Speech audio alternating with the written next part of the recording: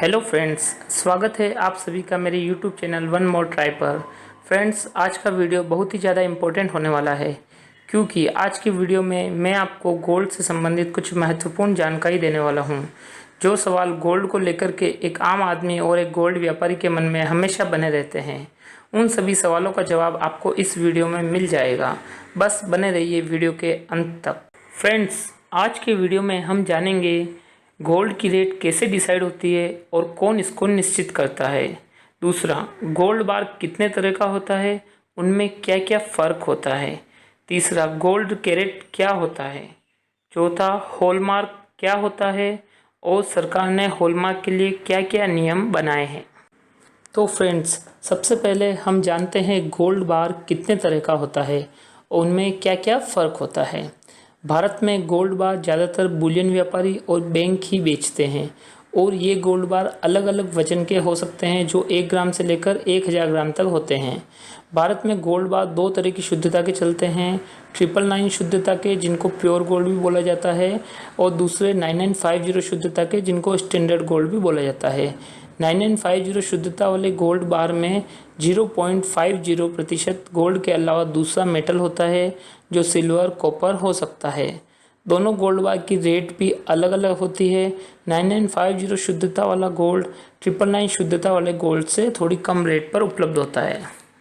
Friends, अब हम जानते हैं गोल्ड कैरेट क्या होता है। सोने की शुद्धता का मापक कैरेट कहलाता है। कैरेट माप का मतलब होता है कि सोने में मिलाई जाने वाली दूसरी धातुओं के आधार पर की जाने वाली गणना। गोल्ड को उसकी शुद्धता के आधार पर कैरेट में बांटा जाता है। कैरेट 1 से लेकर 24 तक होते हैं। 24 कैरेट का सोना बहुत मुलायम होता है, इसलिए इसका उपयोग आभूषण बनाने के लिए नहीं किया जाता है। ज्वेलरी बनाने के लिए सोने में तांबा, जस्ता, चांदी आदि धातु मिलाई जाती है। इन दूसरी धातुओं की जितनी मात्रा अधिक मिलाई जाती है, सोने की शुद्धता उतनी ही कम हो जाती है।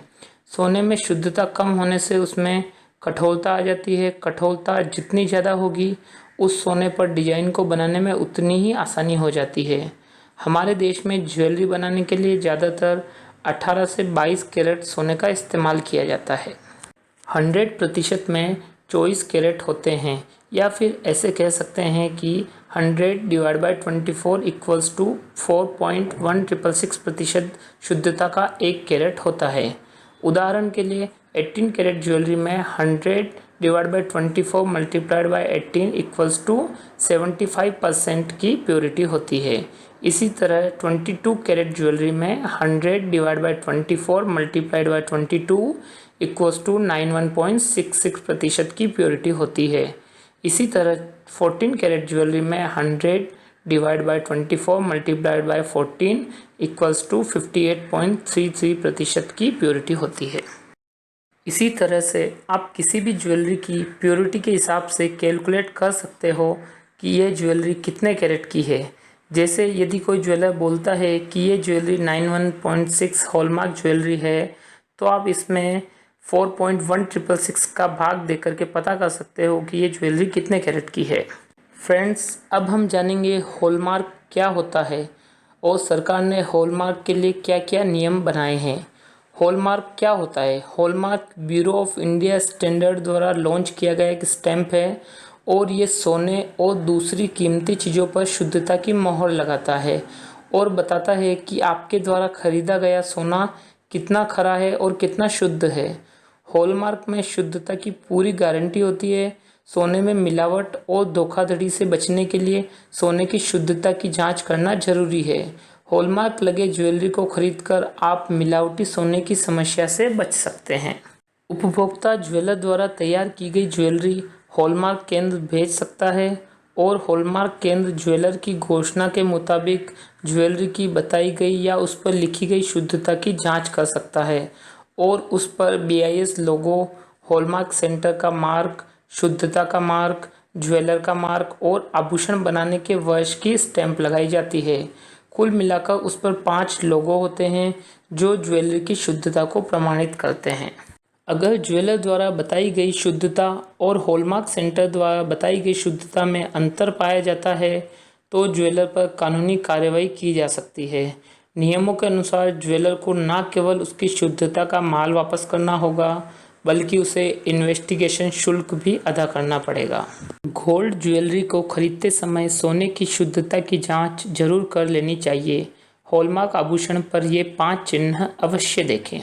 सोना खरीदते समय या उसको एक्सचेंज करते समय या वापस बेचते समय कस्टमर को काफ़ी दिक्कत आती है कि सोने में प्योरिटी कितनी है, उसका कैरेट क्या है, और आपने अगर ज्वेलरी में स्टोन, कुंदन, डायमंड लगा हुआ ज्वेलरी ली है तो किस तरह से उसका मोल भाव या एक्सचेंज किया जाएगा।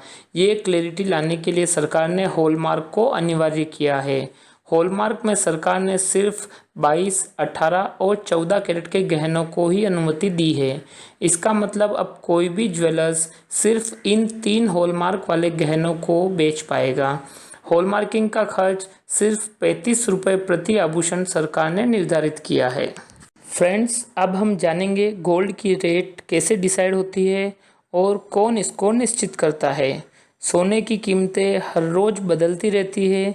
ये बदलाव काफ़ी हद तक बाज़ार में इस कीमती धातु की मांग और आपूर्ति के अनुपात पर निर्भर करता है। यानी जब मांग तेज होती है और आपूर्ति कम होती है तब इसके दाम उछल जाते हैं। हालांकि इसके अलावा भी सोने की कीमतें तय करने के लिए एक संचालन और प्रशासनिक इकाई होती है जो कि अंतर्राष्ट्रीय और राष्ट्रीय स्तर पर काम करती है। साल 2015 के पहले लंदन गोल्ड फिक्स सोने की नियामक इकाई थी, लेकिन साल 2015 के बाद एक नई इकाई का गठन हुआ। इस नई इकाई का नाम London Boolean market association LBMA है और इसे ICE बैंक एडमिनिस्ट्रेशन संचालित करती है। यह संगठन दुनिया के तमाम देशों की सरकारों से जुड़े राष्ट्रीय स्तर के संगठनों के साथ मिलकर संयुक्त रूप से यह तय करता है कि सोने की कीमत क्या होनी चाहिए। लंदन के समय अनुसार दिन में 2 बार सुबह 10:30 बजे और शाम को 3 बजे सोने की कीमतें तय होती है। वही भारत में सोने के भाव MCX मल्टी कमोडिटी एक्सचेंज नियामक तय करता है। यह संगठन भारतीय बाजार में मांग, आपूर्ति, अंतर्राष्ट्रीय बाजार और बाजार की स्थिति, मुद्रास्फीति या अपस्फीति को मद्देनजर रखते हुए ऐसा करता है। साथ ही यह इसके लिए London Boolean market association LBMA के साथ सामंजस्य भी बिठाता है।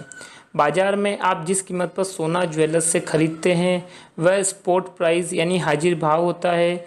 ज़्यादातर शहरों के सराफा एसोसिएशन के सदस्य मिलकर बाजार खुलने के समय दाम तय करते हैं, इसीलिए सभी शहरों में कीमत थोड़ी बहुत ऊपर नीचे होती है। फ्रेंड्स, अब हम जानेंगे LBMA जो रेट गोल्ड की रेट डिसाइड करता है जो कि डॉलर में होती है, उसको इंडियन रेट में कैसे बदला जाता है। LBMA जो रेट तय करता है वह पर ट्राई ऑन्स होती है। एक ट्राई ऑन्स में 31.103 ग्राम होता है। मतलब कि अगर LBMA की रेट को इंडियन रेट में कन्वर्ट करना है तो सबसे पहले LBMA की रेट को डॉलर की जो रेट चल रही होगी उससे गुणा करना पड़ेगा और उसमें 31.103 से भाग देंगे तो वो 1 ग्राम की रेट आ जाएगी। फिर उसमें कस्टम ड्यूटी जोड़ेंगे और उसके बाद जो रेट आएगी उसमें GST जोड़ेंगे तो इंडियन रेट आ जाएगी। इसको एक उदाहरण से समझते हैं। मान लो अभी गोल्ड की LBMA रेट $1700 है और डॉलर का भाव 76 रुपीज़ है, तो भारतीय रुपए में गोल्ड की रेट होगी LBMA rate multiplied by dollar conversion rate divide by 1 troy ounce. 1700 multiply 76 divide by 31.103 equals to 4153.94। इसमें हम 10% कस्टम ड्यूटी जोड़ेंगे जो कि होती है 415.394।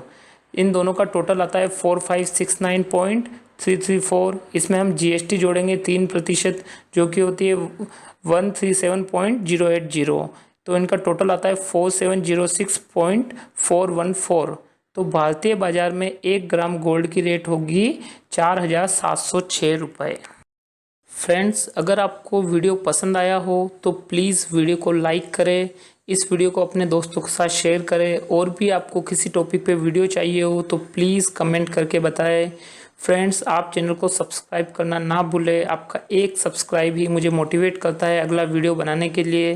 तो प्लीज़ फ्रेंड्स, आप भी मोटिवेट होते रहे और मुझे भी मोटिवेट करें, ताकि मैं आपके लिए और भी अच्छे अच्छे टॉपिक पे वीडियोस ला सकूं और आपको नई नई जानकारियां दे सकूं। फ्रेंड्स, मेरा अगला वीडियो गोल्ड को ख़रीदने से पहले आपको किन किन बातों का ध्यान रखना चाहिए और कितने कैरेट का गोल्ड ख़रीदना आपके लिए फ़ायदेमंद होता है, गोल्ड ज्वेलरी को कैसे संभाल कर रखें, इन सब टॉपिक्स पर आने वाला है। तो फ्रेंड्स, मेरे चैनल को सब्सक्राइब करना ना भूलें, ताकि कोई भी वीडियो आपसे मिस ना हो जाए। वीडियो पूरा आखिर तक देखने के लिए आप सबका दिल से धन्यवाद।